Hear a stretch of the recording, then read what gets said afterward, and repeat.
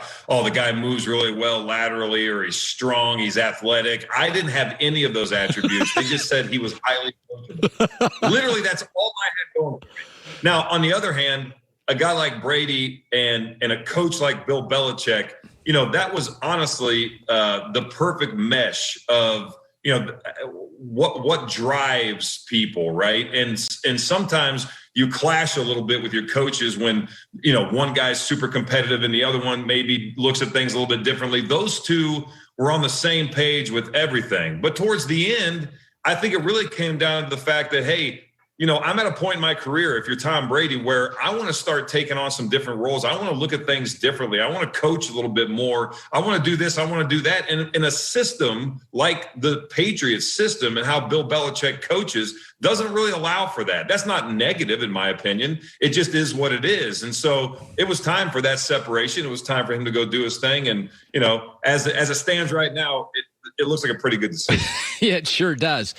The one criticism I've said of Belichick, he drafts the offensive line well. He drafts the defense well. He drafts the secondary very well. It's an organization that has missed on a lot of receivers, and they're not terribly dynamic, Matt, on the perimeter right now. And I thought in Tom's last 2 years, you would see him on the sidelines. Not a lot of separation. Tom having to throw into tiny windows. Are you surprised how much Belichick, without Tom, struggled last year?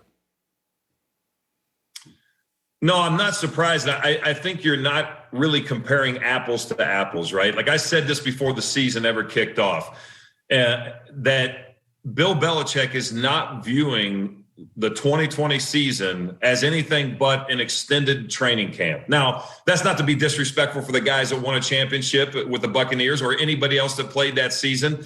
I think the reason is that the rules of engagement weren't clear. No coach in the NFL understood what was really going to happen week to week. Who was going to be up, who was going to be down, who was going to pass a test and then fail a test, but really not even have COVID, right? So all of that said, I think what you're going to see this season will be a lot more of an indicator of what life is truly like post Tom Brady in New England.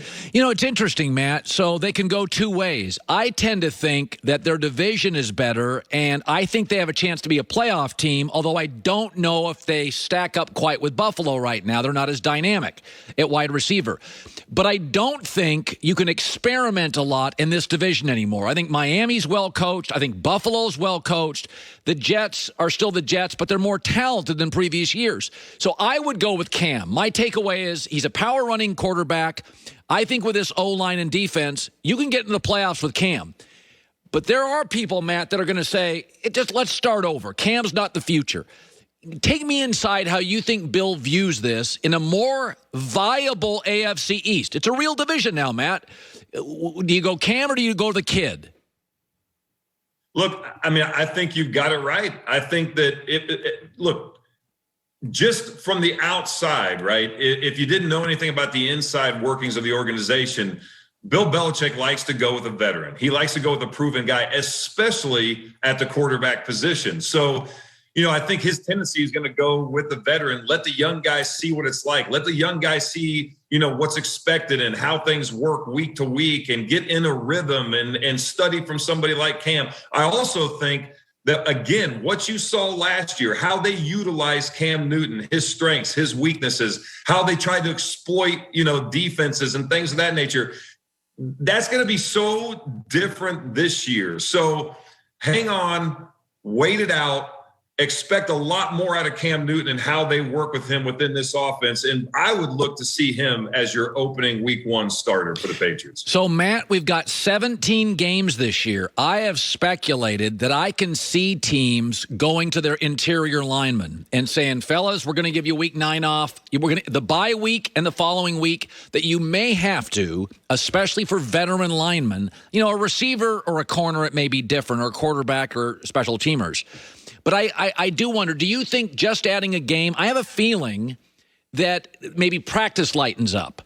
Maybe some veteran interior offensive linemen, you give them extra weeks off. So I don't buy this Brady's going to go 17-0 nonsense. I don't think anybody is. What do you think the added game does? I don't think it'll do a whole lot, and here's why, right?